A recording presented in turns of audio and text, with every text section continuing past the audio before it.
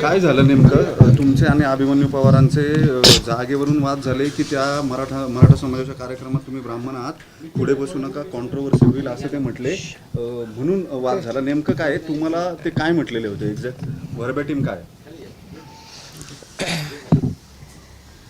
सर्वप्रथम मी त्या मुलांच्या बद्दल त्यांच्या कर्तृत्वाबद्दल अभिनंदन करते त्यांचं की ज्यांनी त्यांची उत्कृष्ट कामगिरी केली म्हणून आजचा कार्यक्रम होता. मी माननीय देवेंद्रजींचं पण अभिनंदन करते की त्यांनी सारथी संस्थेच्या माध्यमातून अशा होतकरू विद्यार्थ्यांना पाठिंबा देण्यासाठी एक भक्कम अशी यंत्रणा तयार केलेली आहे आणि म्हणूनच खूप अभिमानास्पद अशी कामगिरी असल्यामुळे तिथे खूप अतिशय चांगल्या मनस्थितीमध्ये मी त्या कार्यक्रमाला गेले होते. कार्यक्रमामध्ये पहिल्या रांगेमध्ये काही रिकाम्या खुर्च्या होत्या कारण अर्थातच अधिवेशन चालू आहे त्यामुळे माधुरीताई असतील किंवा अन्य मंत्री महोदय असतील तर ते आलेले नव्हते त्यामुळे खुर्च्या रिकाम्या होत्या.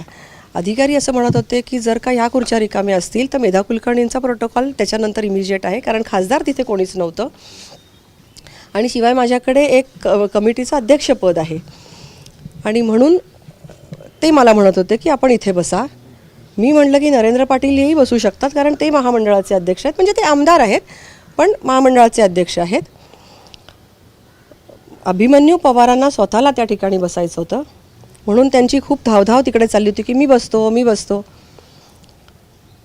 अधिकारी असं म्हणाले की ह्याच्यानंतर मेधा कुलकर्णीचं नाव येतं तर ते असं म्हणाले की हा कार्यक्रम मराठा समाजाचा आहे आणि तुम्ही तिथे बसल्यानंतर कॉन्ट्रोवर्सी होईल. हा कार्यक्रम नक्कीच अभिमानास्पद कामगिरी करणाऱ्या मराठा समाजातील कर्तृत्ववान मुलांचा आणि त्यांना शाबासकी देण्याचा कार्यक्रम आहे पण कार्यक्रम शासनाचा आहे आणि शासकीय प्रोटोकॉलनुसार खुर्च्यांची रचना केलेली असते त्यांची जात बघून खरंच रचना केलेली नसते. आणि दुसरं म्हणजे मी कुठंही आजपर्यंत माझी कारकीर्द मी कुठल्याही कार्यक्रमात गेले तरी लोकांना आवाहन करते की आपण हिंदू म्हणून जगलं पाहिजे. जातीचा विषय आला कुठे इथे बसू नका. हा अभिमन्यू पवार जेव्हा इलेक्शनला सामोरे जात होते तेव्हा त्यांनी मला अक्षरशः फोन करून माझ्याकडे या ब्राह्मण समाजाचा मेळावा ठेवणार आहे तुम्ही त्यांना आवाहन केलं पाहिजे मला मतदान करण्यासाठी तुम्ही नक्की या. माझी तब्येत ठीक नव्हती तरी पण मी लांबचा प्रवास करून त्यांच्यासाठी गेले. ब्राह्मण समाजाला आवाहन केलं की अभिमन्यूजींच्या पाठीमागे उभं राहायचे. 1% सगळी मतं एक गठ्ठा मतं पडली पाहिजेत अभिमन्यूजींना आणि नक्कीच आमच्या समाजाने सुद्धा मतदान केलं. आणि इथे समाजाचा प्रश्न येतच नाही. सगळ्यांनी विचारांच्या पाठीमागे उभं राहिलं पाहिजे.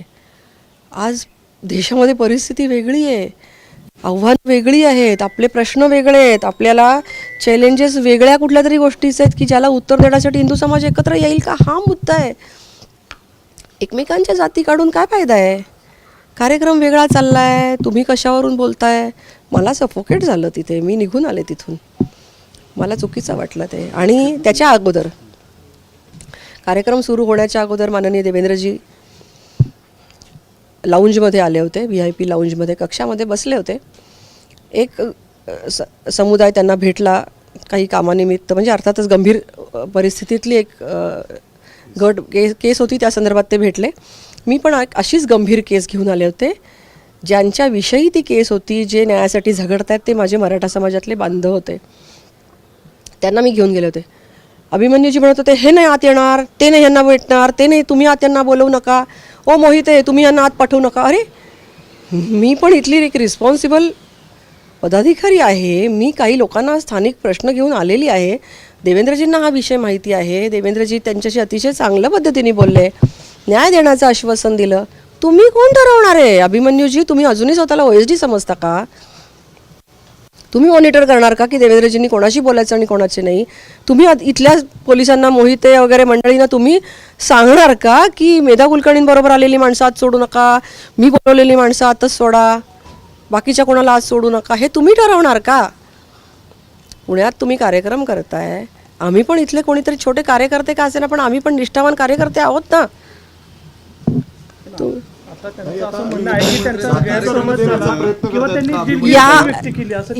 या वाक्यावरून वेगळा काय समज असू शकतो. या वाक्याचा वेगळा कोणता समज काढला जाऊ शकतो की हा मराठा समाजाचा कार्यक्रम आहे आणि तुम्ही बसलात तर कॉन्ट्रोवर्सी होईल. याच्या वाक्यातून माझं मराठी अतिशय चांगलं आहे याचा आणखीन वेगळा कुठला मतितार्थ निघू शकतो मला सांगा. आणि जर का तिथे मी असण्याने कॉन्ट्रोवर्सी होणार असेल तर मी तिथे नसण्याने जर का बरं होणार असेल तर मग मी गेलेलं.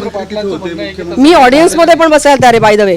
मी ऑडियन्स कार्यक्रम तुम्ही सोडून आलात त्याच्यामुळे सुद्धा म्हणजे इतका मोठा प्रोटोकॉल असताना मुख्यमंत्री स्वतः तिथे असताना क्षुल्लक कारणावरून तुम्ही तडकाफडकी रागानं निघून येणं हे योग्य वाटतं? मी माझ्या बॉसशी बोलीन नंतर. एका कार्यक्रमाने काही हलकं भारी होत नाही. मी कार्यक्रमातून निमूट निघून आले, कोणताही प्रकारचा इथे कॉन्ट्रोवर्सी न करता निघून आले. मी ऑडियन्समध्ये बसायला सुद्धा तयार असते. बसण्यावरनं वाद नाहीच आहे हा. ह्याच्यात जातीचा संबंध कुठे आला. आणि दुसरं म्हणजे त्या कार्यक्रमाच्याही अगोदर लाऊंजमध्ये त्यांनी जे केलं, या सगळ्यावरून एकंदरीत अभिमन्यू पवार हे स्वतःला कोणीतरी सुपिरियर व्यक्ती समजत आहेत आणि सगळ्या घटना त्यांना त्यांच्या कंट्रोलमध्ये घ्यायच्या आहेत. हे खूप चुकीचं आहे असं मला वाटतं. नसेल कदाचित ते त्यांच्याकडनं स्पॉन्टेनियस झालं असेल. पण स्पॉन्टेनियसली सुद्धा जी गोष्ट होते ती मनात कुठेतरी रुजलेली असते. जे पोटात असतं ते ओठावर येतं, कुठंतरी त्यांच्या मनात असेल. माझं आवाहन आहे सगळ्यांना, आणि मी कुठंही गेलं तरी हेच सांगते. मी आमच्या समाजाच्या कार्यक्रमाला गेलं तरी तेच सांगते, जातीभीती विसरा, हिंदू म्हणून समोर या. कोणालाही विचारा तुम्ही, माझे कुठलेही रेकॉर्डिंग बाहेर काढा. नरेंद्र पाटलांचं म्हणणं आहे की असं काही घडलेलंच नाहीये. बरं नसेल, त्यांनी त्यांच्या घरच्या त्यांच्या म्हणजे त्यांना जी कोण व्यक्ती प्रिय आहेत त्यांना स्मरून त्यांनी सांगावं की त्यांनी हे वाक्य बोलले की नाही. हा कार्यक्रम मराठा समाजाचा आहे आणि तुम्ही बसल्यावर कॉन्ट्रोवर्सी होईल, हे वाक्य ते बोलले की नाही. मी राजूरकरांना विचारा, तिथले जे कागद हातात घेऊन जे मला सांगत होते की याच्यानंतर तुमचं नाव आहे, हे जे अधिकारी होते त्यांना विचारा, सगळ्यांना विचारा, तुम्ही कोणालाही विचारा. टिळेकर वगैरे बाकीचे सगळे लोक लांब होते त्यामुळे त्यांना विचारून काही अर्थ नाही. हे जे 4-5 लोक होते आणि नरेंद्र पाटलांना मी म्हणत होते तुम्ही पुढे बसा, शेवटपर्यंत मी निघेपर्यंत मी म्हणत होते तुम्ही पुढे बसा.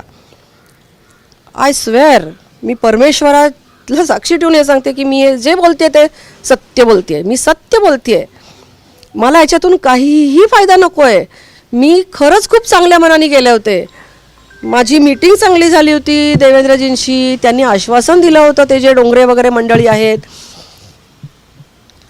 तुमचं काही बोलणं झालं का मुख्यमंत्र्यांनी? नाही, नंतर नाही झालं माझं. मी हा विषय शांतपणे घेतला आहे. मी माझ्या कामासाठी परत पुढच्या कार्यक्रमाला मी रुजू होणार आहे. मी हा विषय सोडून पण दिला आहे. मी अजूनही अभिमन्यूजींना माफ करते आहे. मी कुठेही जाणार नाही त्यांची तक्रार करायला. मला फक्त एकच अपेक्षित आहे की त्यांनी आत्मपरीक्षण करावं. आपण जाती विसरू ना, तेव्हा देशाला पुढे घेऊन जाऊ. आपण हे करू शकू का? हे चॅलेंज आहे, पण आपण हे करू शकू का? हे चॅलेंज स्वीकारायला आपण सगळ्यांना तयार आहोत का? छत्रपती शिवाजी महाराज आमचं दैवत आहे, दैवत. एक आयरनी अशी आहे, या कार्यक्रमात मुख्यमंत्री असं म्हटले की जातीवरून भांडू नका कार्यकर्त्यांना, आणि पुन्हा त्याच कार्यक्रमामध्ये असं जातीवरून खरं बोलले देवेंद्रजी, अत्यंत खरं बोलले. खरंच नाही भांडलं पाहिजे, कोणीही केलं नाही पाहिजे. हे सगळ्यांना त्यांनी योग्य ब्राह्मण म्हटले किंवा मराठा त्यांनी ब्राह्मण शब्द उच्चारला नाही. त्यांनी उच्चारला नाही शब्द. त्यांनी मी जे वाक्य बोलले ते तसंच्या तसं ते बोलले. मी एकही वाक्य एक्स्ट्रा बोलणार नाही, मी चुकीचे आरोप करणार नाही. ते जे बोलले तेवढंच मी सांगितलं.